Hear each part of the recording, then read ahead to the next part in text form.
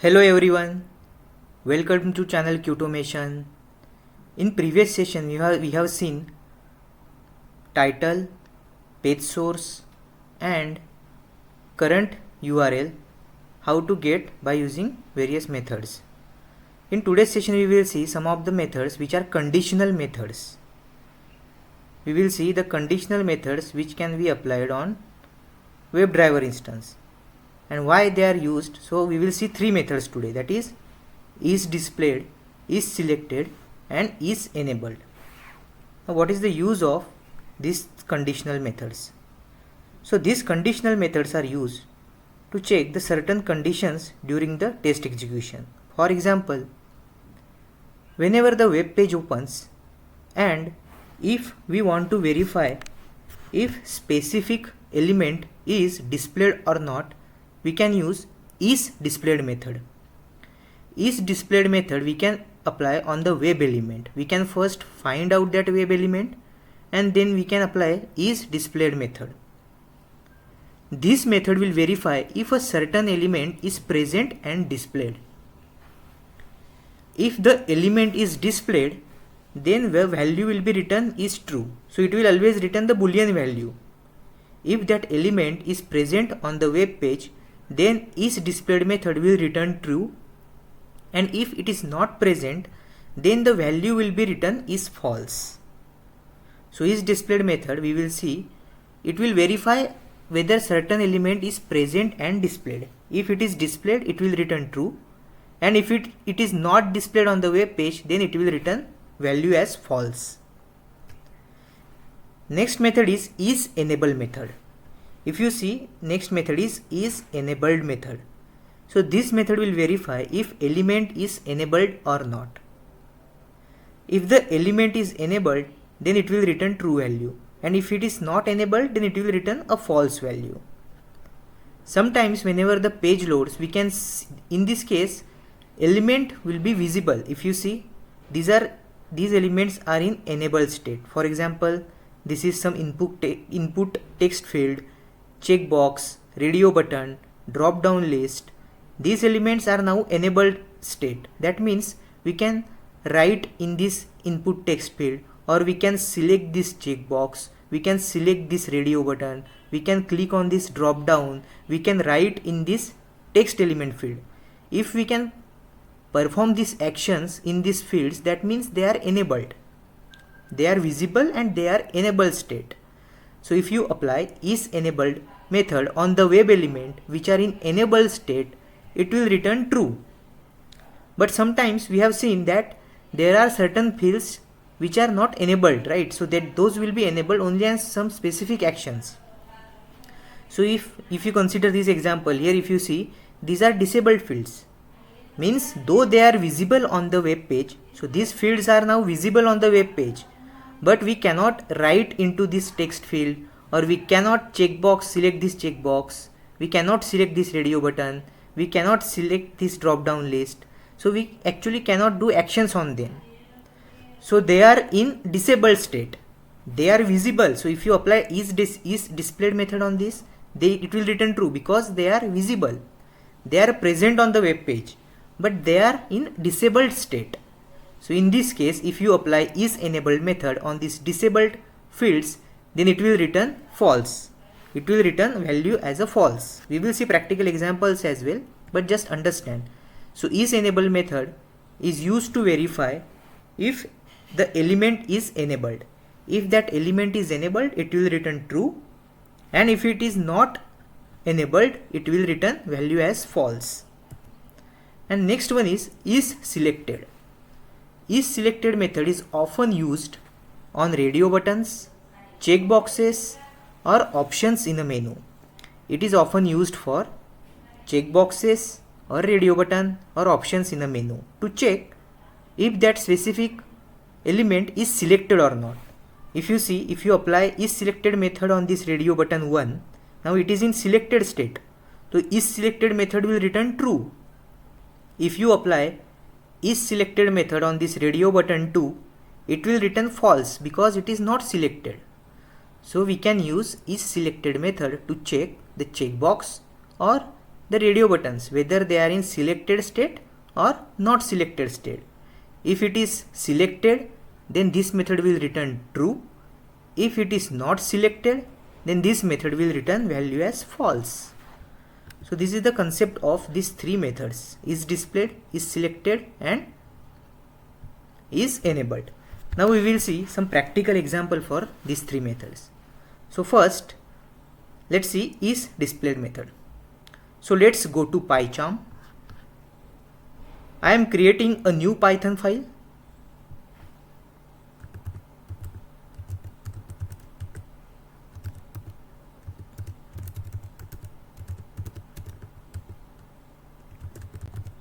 Let's name the Python file, and after adding this Python file, I am just copying the code from our previous session. So I will just copy this code and I am pasting this code here. So this code is basically we are importing WebDriver, we are importing options, and we are importing service. We are passing this Chrome options to keep the browser open after the script ends, so that we can see whether that things are checked or those things are selected or not. Because if you don't provide these values, or if you keep this value as a false, or even simply if you don't use these values, then the browser will get automatically closed. So it will be very fast, right? So it will automatically get closed. So to keep it open, we are using these options.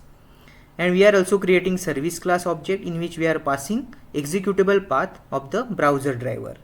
And then we are creating driver instance in which we are passing service class object and options.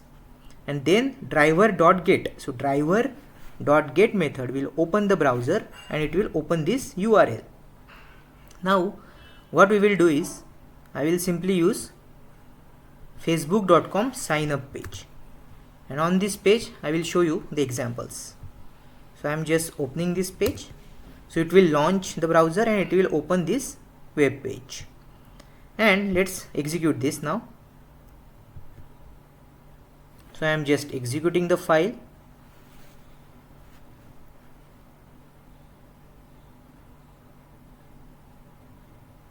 Right, so this is the sign up page which is open. So now let's see is displayed method. There are multiple input fields, right? So first name, surname. So what I will do, I will just check whether this first name input field is displayed or not, right? So I will just apply is displayed method on this first name web element. So how to first, we have to first locate this web element. How to locate this? So just inspect element, right click and click on inspect, then select the inspect option, click on the first name, and let's write the XPath for this. So now I am just clicking Ctrl F here. Let's select Ctrl F, and we can write our own XPath as well. So how to write the own XPath? If you see, simply just inspect this element. So input type equals to text, and if you try to find out any unique value, so if you see name equals to first name, so we can use this name attribute with this first name value. So how to write the XPath? 2 times /s. So I am writing the relative XPath. After that we can write tag name, or we can write star as well, and then at the rate name equals to first name. So it is identifying our first name element. So this is web element is identified by this XPath. So I am just copying this XPath and let's use it in our script. So what I will do, so after opening this web page, I will first find the web element. So driver dot find element by dot. So we have to first import by class as well. So let's import this by.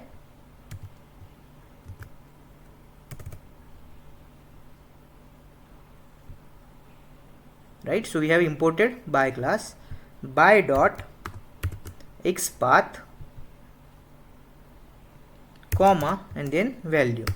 So it will locate the first name field that is present on that form, and we are now locating that web element, but we have to store that web element now. So we can store that web element. Let's say I am storing it in first name equals to this. So first name, this contains the web element. This is the type web element, and we can apply isDisplayed method on the web element.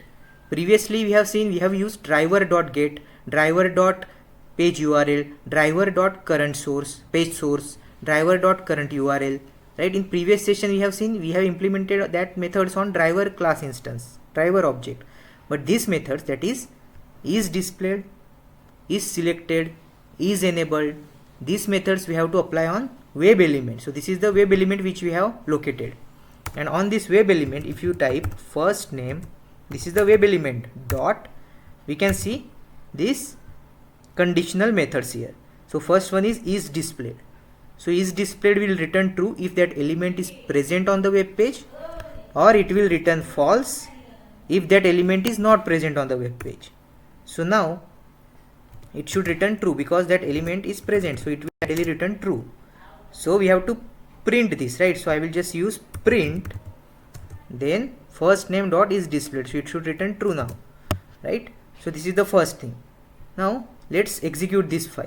So I am just closing this window, and let's execute this file. So let's run this file.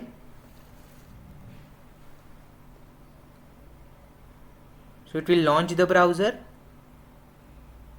It is opening the web page, and let's see the output. It is returning true. That means isDisplayed is returning true, means that element is present on our screen, present on the web page. It is displayed. That's why it is returning true. And in case if it does not displayed on the web page, sometimes it might happen. In that situation, it will return false. So that is isDisplayed method. So next one is isEnabled method. So we have seen isDisplayed, it will return true if certain element is present, and it will return false if it is not present. Now let's see isEnabled method. So now let's apply on the same element, we can apply this isEnabled method, right? So that input field, if it is enabled, means if we can write in that input value, then it is enabled, then it will return true. So what I will do, on the same element I will just simply use print first name dot is enabled. So it should return again true or false. If it is enabled, then it will return true. If it is disabled, it will return false. But in our example, it is already enabled. So let's execute this file.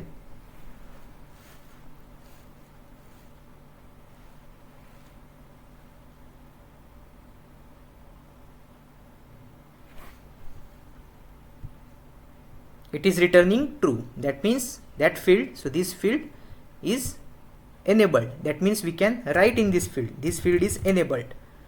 So if the field is not enabled, it will return false. If the field is enabled, then it will return true. I am just closing it. Now we have seen isEnabled and we have seen isDisplayed method. Now I am just commenting this code. Now what we will see is selected. So I am just commenting this part. Now let's see isSelected. So isSelected method is used whether to check that specific radio button is checked or not. So what I will show you, so what I will verify.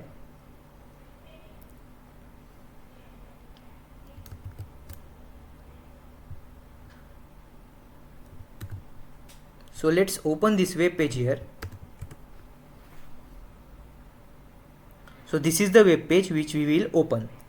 In this sign up form, if you see, there are 3 radio buttons: female, male and custom. Initially when the page gets open, if you see, what is the state of this radio button? Is it checked or is it unchecked? If you see, it is not selected, right? It is not selected. So if you apply isSelected method on this female radio button, it should return value as false because it is not selected. And let's say after selecting it, now it is selected. So if you apply after selecting this button, if you apply isSelected method, it will return true. So now what I will do, I will first close this. Now let's apply.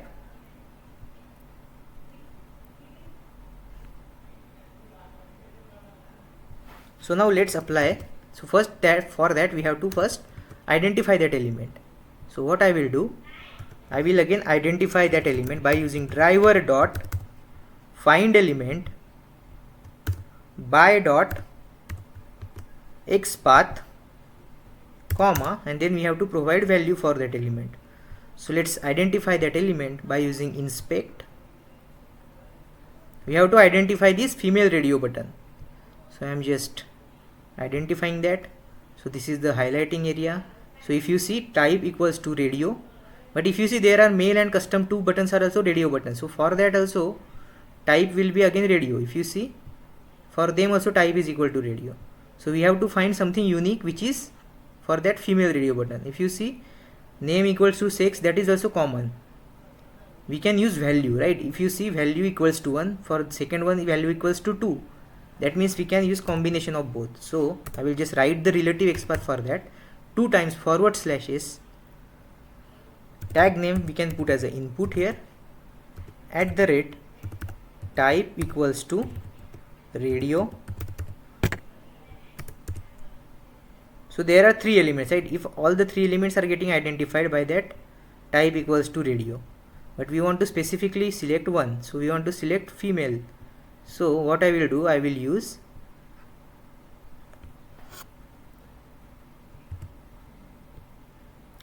simply AND, right? So we have seen previously we can use AND, so both the condition will be matched, and I will put value at the rate value equals to 1.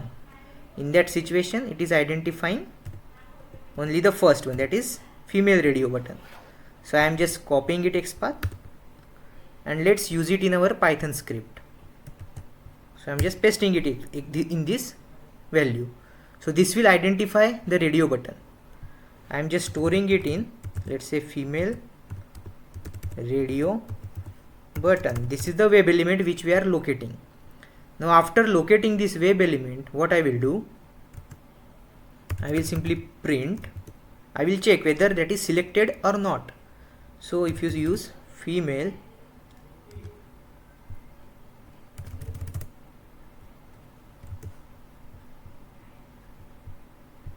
some spelling mistake is there, so I will just correct it. So female radio button, so I will just use this web element which is locating that element, female radio button dot is selected. So this method will check whether that radio button is selected or not.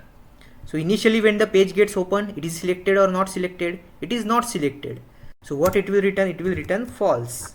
It should return false in that case. I will just type here,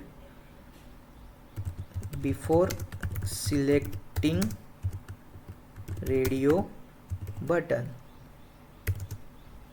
So now let's execute the file. Now let's execute the file.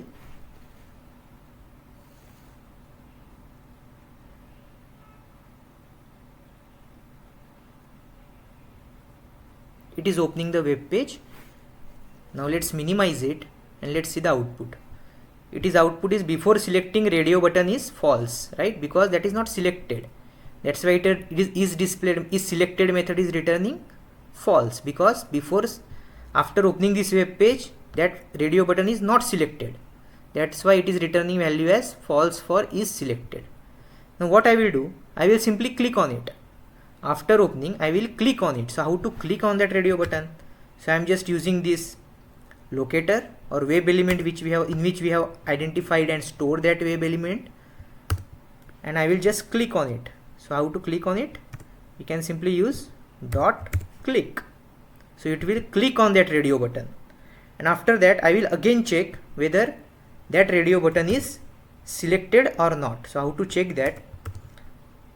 After selecting radio button, again female radio button dot is selected method, but this time it is now selected, right? So it should return value as true. So now let's execute this file.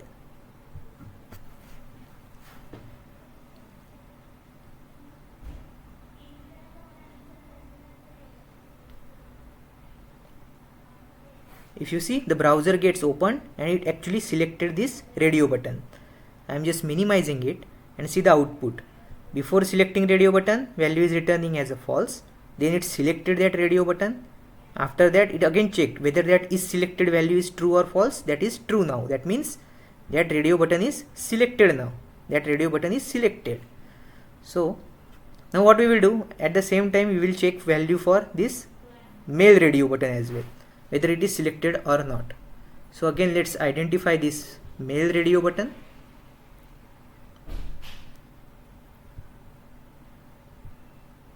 If you see, input type equals to radio and value equals to 2. So I will just write the XPath 2 times /s. We can use input after that. We can use @type equals to radio, and then we can use and value @value equals to 2. So it will capture that male radio button.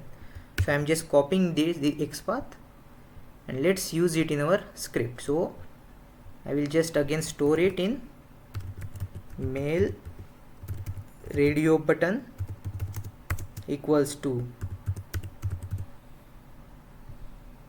driver dot find element by dot XPath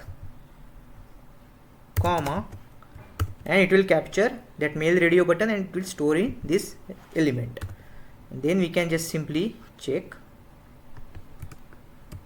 print